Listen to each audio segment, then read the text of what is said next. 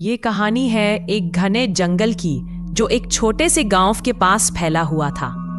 गांव वाले इस जंगल को काला वन कहते थे। वहां का अंधेरा इतना गहरा था कि दिन में भी रोशनी मुश्किल से पहुंचती थी। लोग कहते थे कि जो भी इस जंगल में घुसा वो या तो वापस नहीं आया या फिर वापस आने के बाद पहचाना नहीं जा सका। वहां के पेड़ों के बीच अजीब सी आवाजें गूंजती थी, कभी किसी के चीखने की, कभी हवा के सिसकने की। गांव के बड़े बुजुर्ग बोलते थे कि ये जंगल जिंदा है और जो भी उसमें कदम रखता है उसकी किस्मत उसके हाथ से निकल जाती है। एक दिन दिल्ली से आए 3 दोस्त राहुल, नेहा और विक्रम ने सोचा कि क्यों ना इस जंगल का राज खोला जाए। राहुल को फोटोग्राफी का जुनून था, नेहा को नेचर के साथ वक्त बिताना पसंद था और विक्रम को हर चीज में चैलेंज ढूंढने की आदत थी। तीनों ने एक छोटी सी ट्रिप प्लान की। जंगल में एक दिन गुजारेंगे, तस्वीरें लेंगे और वापस आ जाएंगे। गांव वालों ने उन्हें रोका, समझाया वहां मत जाओ, वहां कुछ सही नहीं है, लेकिन नौजवान जोश में कहाँ सुनते हैं। जंगल का रास्ता पहले तो सीधा लगा। पेड़ों के बीच सूरज की किरणें छनकर आती थी और छोटी छोटी चिड़ियों की आवाजें गूंजती थी। राहुल ने अपना कैमरा निकाला और फोटोज लेने लगा। देखो कितना सुंदर है ये, उसने नेहा से कहा, जो एक पुराने पेड़ के नीचे बैठी थी। विक्रम थोड़ी दूर जाके रास्ता देख रहा था। यहाँ से थोड़ी और अंदर चलते हैं, शायद कोई नदी मिल जाए, उसने बोला। और तीनों आगे बढ़ गए। लेकिन जैसे जैसे वो अंदर गए जंगल बदलने लगा। हवा ठंडी हो गई और पेड़ों की छाया इतनी गहरी हो गई कि उन्हें अपने पैर भी मुश्किल से दिखाई देने लगे। नेहा ने एक बार पीछे मुड़कर देखा। उनका आया हुआ रास्ता गायब सा हो गया था। राहुल, ये क्या हो रहा है? उसकी आवाज में डर था। राहुल ने टॉर्च जला दी, लेकिन रोशनी जंगल के अंधेरे को छेद भी नहीं पाई। तभी एक आवाज आई, धीमी सी, जैसे कोई उनके पास सांस ले रहा। विक्रम ने जल्दी से इधर उधर देखा, लेकिन कुछ नहीं दिखा। ये शायद कोई जानवर है, उसने दिलासा दिया, लेकिन उसके हाथ कांप रहे थे।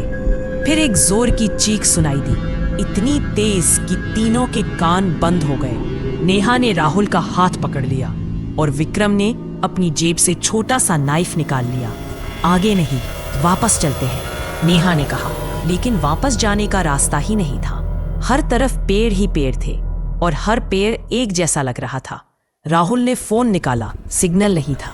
ये जंगल हमें घुमा रहा है, उसने बोला, और तीनों के दिल में डर बैठ गया। रात होने लगी। जंगल अब और भी डरावना लग रहा था। तीनों एक बड़े से पेड़ के नीचे बैठ गए, थक चुके थे। तभी विक्रम ने कुछ देखा। दूर एक छोटी सी रोशनी झलक रही थी। वहां कोई है शायद, उसने कहा, और तीनों उस तरफ बढ़ गए। रोशनी पास आई तो देखा एक पुरानी झोपड़ी थी जिसमें एक छोटी सी मिट्टी की दिया जल रही थी। अंदर एक बूढ़िया बैठी थी जिसकी आंखें फंसी हुई थी और चेहरा झुर्रियों से भरा था। तुम लोग यहाँ क्यों आए? बुढ़िया ने पूछा। उसकी आवाज में एक अजीब सी गर्मी थी। राहुल ने जवाब दिया, हम बस घूमने आए थे, लेकिन रास्ता खो गया। बुढ़िया हंस पड़ी, लेकिन उसकी हंसी में खुशी नहीं, कुछ और था। ये जंगल रास्ता नहीं छोड़ता, जो आता है यही का हो जाता है। नेहा के दिल में एक सिहरन दौड़ गई। मतलब? उसने पूछा। बुढ़िया ने धीरे से कहा, पुरानी कहानी है। एक गांव वाला यहाँ आया था कई साल पहले अपनी बेटी को ढूंढने। वो भी खो गया और उसके बाद से ये जंगल हर आने वाले को अपना बना लेता है। तुम लोग भी अब यहीं रहोगे? विक्रम गुस्से में बोला, हम यहाँ नहीं रुकेंगे, हमें रास्ता बताओ। बुढ़िया ने एक लंबी सांस ली और बोली, रास्ता है, लेकिन उसके लिए तुम्हें जंगल के दिल तक जाना होगा। वहाँ एक पुराना मंदिर है, अगर वहाँ पहुँच गए तो शायद बचो, लेकिन जंगल तुम्हें जाने नहीं देगा। तीनों के पास और कोई रास्ता नहीं था।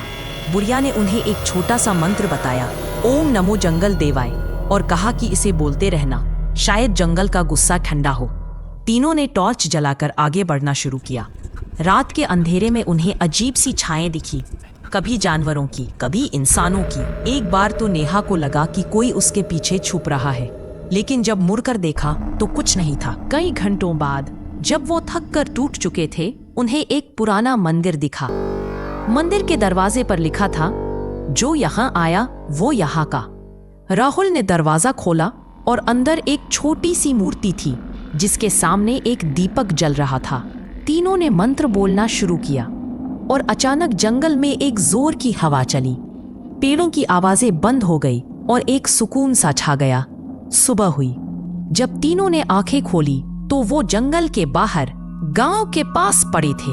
उनका कैमरा, फोन सब वापस था, लेकिन उनके चेहरे पे एक अजीब सी थकान थी। गांव वालों ने उन्हें देखा तो हैरान हो गए। तुम जिंदा कैसे वापस आए? राहुल ने बुढ़िया के बारे में बताया, लेकिन गांव वालों ने कहा कि वहां कोई बुढ़िया नहीं रहती, वो शायद जंगल की रूह थी। एक बूढ़े ने कहा, वापस दिल्ली आने के बाद तीनों ने कभी उस जंगल के बारे में बात नहीं की, लेकिन राहुल के कैमरे में एक तस्वीर थी मंदिर के अंदर की, जिसमें तीनों के पीछे एक छाया खड़ी थी जो बुढ़िया जैसी लग रही थी। नेहा को रातों को अब भी जंगल की आवाजें सुनाई देती थी, लेकिन वो चुप रहना पसंद करती थी। जंगल का राज खुला या नहीं ये कोई नहीं जानता, लेकिन एक बात पक्की थी, काला वन अब भी वहां था और शायद किसी और के आने का इंतजार कर रहा था। ये कहानी थी तीनों दोस्तों की जो जंगल में गए थे एक छोटी सी ट्रिप के लिए, लेकिन वहां की मिस्टीरियस दुनिया ने उन्हें अपने रंग में रंग दिया। जंगल अब भी वही है, अपने अंधेरे और राजों के साथ, और शायद कभी कोई और भी वहां जाएगा उस राज को सुलझाने। लेकिन क्या वो वापस आएगा, ये तो वक्त ही बताएगा। डरावनी सी बात बताऊं, हमारे वीडियोस देखने वाले 80% लोग एंजॉय तो करते हैं, पर चैनल को सब्सक्राइब नहीं करते। अगर आप भी उन 80% में से हैं, तो बस एक छोटा सा काम कर दो, वीडियो के नीचे दिया गया वो सब्सक्राइब बटन दबा दो, और हाँ, बेल आइकन भी प्रेस कर देना